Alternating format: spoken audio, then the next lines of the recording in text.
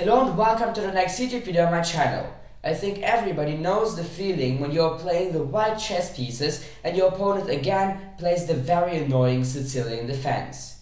Therefore today I will show you how to completely destroy the Sicilian defense after already 10 moves. So the trap then obviously starts with pawns to e4 and c5, the main line of the Sicilian defense.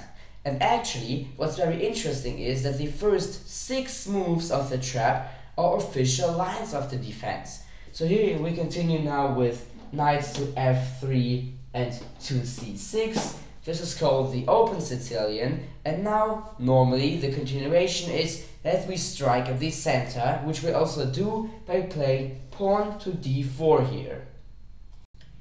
The black army captures our pawn on d4 now with their c-pawn.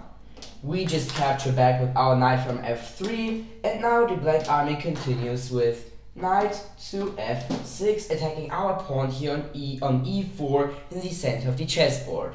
We defend our now attacked pawn with the development of our knight on c3, and now the black army continues with going over to the Sveshnikov Sicilian variation, because now they play pawn to e4, e5, attacking our knight on d4 now with the second chess piece, but is only defended once by our queen here on d1. Therefore we escape from the attack now by moving our knight on b5. Here, if our opponent continues now with the move with his pawn on d6 to also open up the diagonal for the queen's bishop here, then we continue with a very aggressive move, knight to d5. Because now we are threatening a very dangerous fork on c7 with one of those two knights on the 5th rank. The only option that is possible here, or the only option that works here I would say, is to trade knights. Therefore the black army captures our knight on d5 with their own knight from f6, and here we could actually capture back with our queen from d1, but at first we just capture back with our pawn here from e4, attacking black's knight on c6. And here the knight has 3 different options, or 3 different squares on which you can escape. Either b4, b8 or e7. I would say that b4 with the attack on our pawn on d5 isn't that smart, because after either pawn to a3 or pawn to c3, the black army loses tempo, because now they are forced to move back the knight here on a not very comfortable square a6. b8 with the knight is actually the best move, because then we cannot really continue with our trap. But in really most of the cases, the player who plays the black chess pieces, or the player who plays against us, will escape with the knight on e7, attacking our pawn here on d5. Because he really wants to move his knight back on its starting square. So after the knight has moved on e7,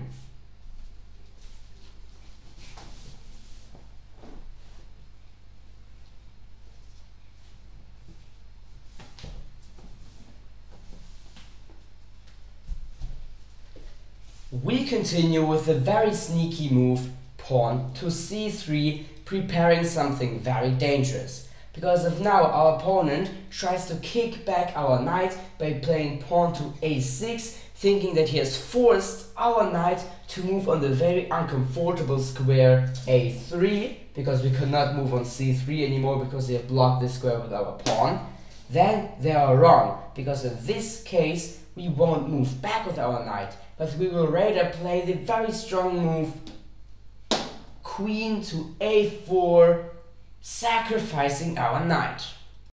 If he takes out our knight on b5 with his a-pawn, then we obviously just take out our opponent's rook here in the corner on a8, which would be a very bad loss of material. Therefore, the black army has to do something against our position here on the chessboard, because this is not only an attack here on the rook if the pawn takes out our knight, but it's also a discovered check if we move away with our knight. Therefore, the black army has to block this diagonal of the queen which connects it to their own rook. And here the black army has exactly 3 options.